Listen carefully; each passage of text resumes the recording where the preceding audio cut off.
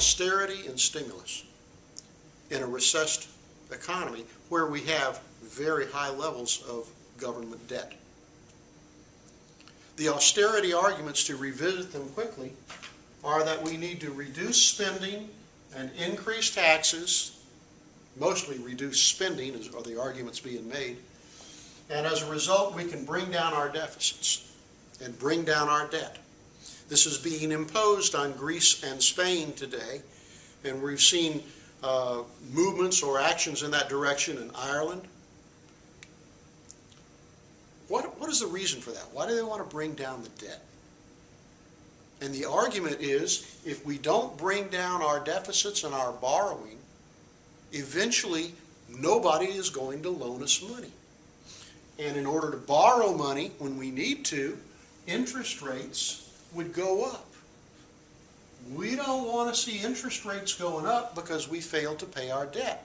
We don't want to see borrowers who would otherwise, lenders who would otherwise lend us money saying, oh, you guys are too far in debt. I want a higher rate because you look pretty risky.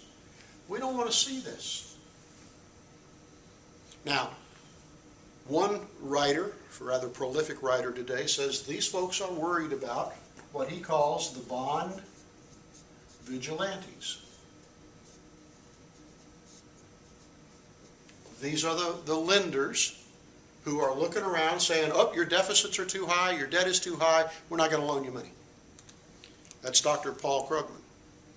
And he argues those bond vigilantes, at least in the United States, aren't there because our interest rate on our government bonds today, in the short run even, are negative.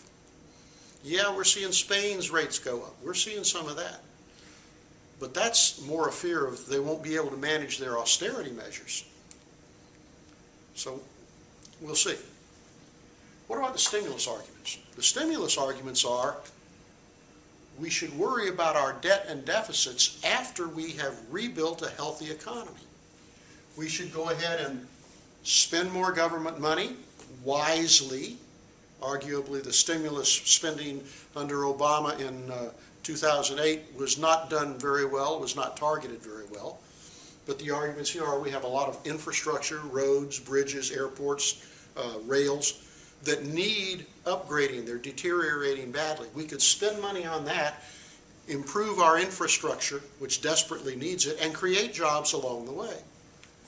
And tax cuts to help people spend, and they argue, the Democrats in the United States argue those tax cuts should be directed at middle and lower income Americans, because when you give them a tax cut, they're more prone to go spend it rather than save it.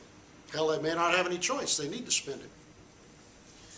And if that results in higher deficits, and yes, it will, that's okay in the short run if you can grow the economy to where it is generating enough tax revenue to start repaying those deficits, especially when you're borrowing money today at a zero real interest rate, or very close to it, or perhaps negative.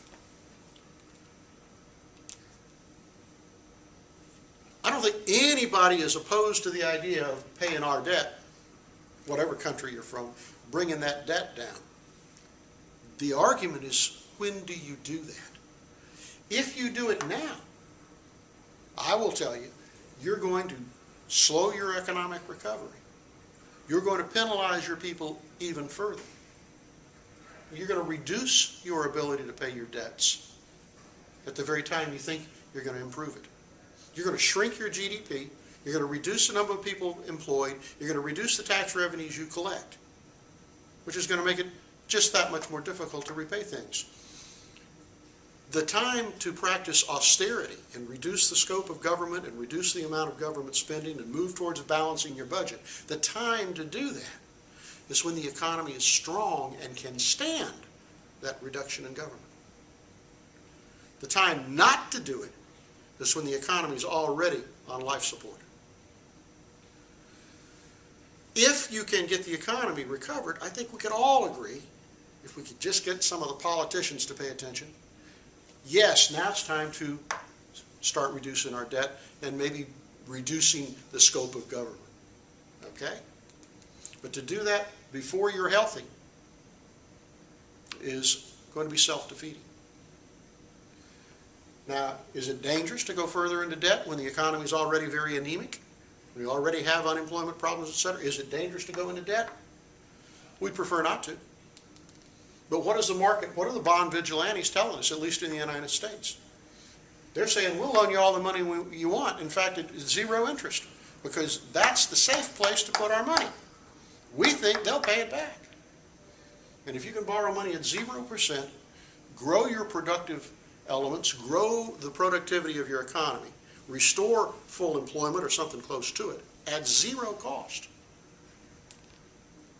in terms of the interest rates you pay on borrowed money. Do you not then generate the ability to repay that additional deficit and, in fact, your more basic, longer-term deficits by having more people working?